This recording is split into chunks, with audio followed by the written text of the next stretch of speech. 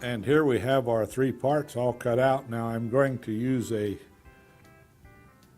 punch the proper size and punch a hole for the male part of the snap. Now the one on the flap, I will not punch that until later. So now, if you're going to do any tooling, now is the time to do it. Next, we will set the male half of our snap on the front pocket. To prepare the belt loop, we'll take a thonging chisel and about 1/8 of an inch in from the end and also from the edge. We will punch some holes as you see there, and we'll do a few more. Now we will do the same thing to the other end.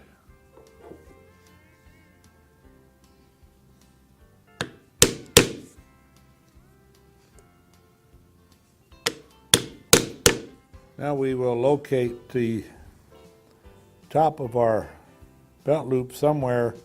Remember the two little marks we made here? We'll come down about 1/2 inch, and that's about where we will put our belt loop. Now I'll use it this way just for the purpose of putting a few marks here. Now we will take our chisel again and we'll punch right where those marks are.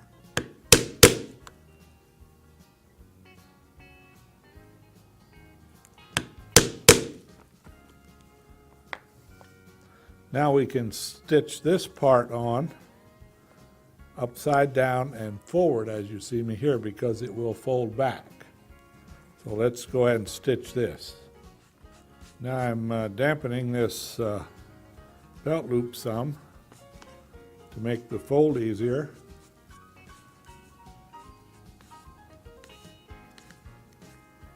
And then we will fold it over, locate it as far as you can put it without putting a whole lot of strain on the top. Now we'll take our awl again and make 2 marks, and that is where we will punch our holes.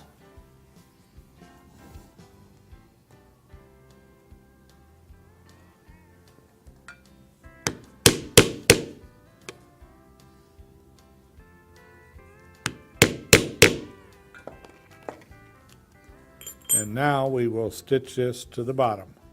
Now is a good time to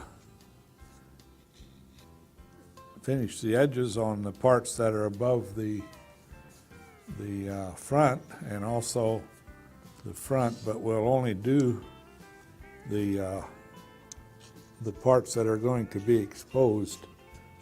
The parts that we're going to stitch, we will do those after the stitching is done. So here we'll just do the front and the back of these, and we will dampen them slightly, and then we'll slick the edges. Since this is thin leather, we'll slick these edges with a bone folder rather than with a slicker, and this will do a good job for you. I'm also doing the flap portion that's above where the pocket comes in, and you could also do the sides of the belt loop as well. Using a good quality contact cement, now I am putting a line about 1/4 of an inch wide around the edge, as you see. And I started up here where I made a little mark where the pocket will go. And now I will do the same thing to the edges of the pocket. We have allowed our cement to dry until it became tacky, so now we will cement our pocket in place, and it should fit rather nicely, and it does. So now we're ready to do our stitching. I will start by taking my stitching groover and cutting a groove all the way around about 1/8 of an inch in from the edge.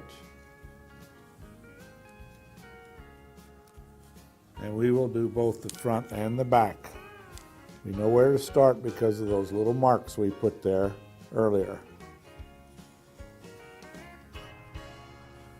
And now you can punch all the way around with the punch of your choice for either stitching or lacing. And now we will saddle stitch the two parts together. Notice I'm double stitching this first hole.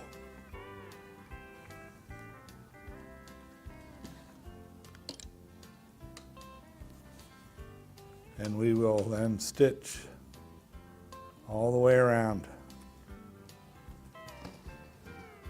using the saddle stitch.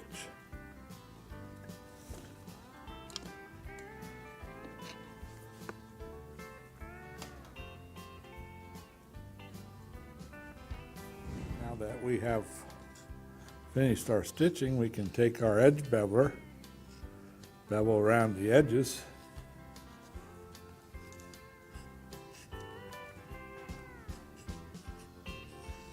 do that front and back. You'll notice that I have dampened my leather some. This makes it easier to do the edge beveling. This also make it easy for us to fit the case or fit the knife into the case. So now we will add a little more water to the edge. And now that we have a thicker edge, we can use the edge slicker, as you see me using here, or we could use the bone folder. This will be a little bit easier now that we have this nice thick edge. And now it is time to see if our knife is going to fit.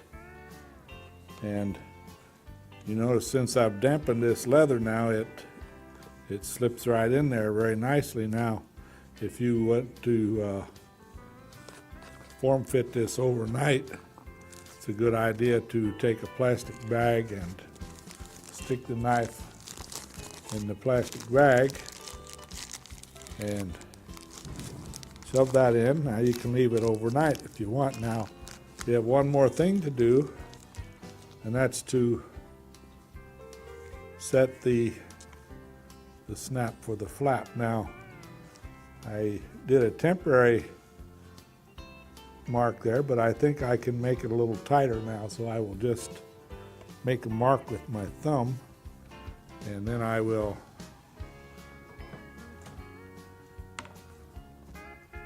punch the proper size hole. And now we will set the female part of the snap.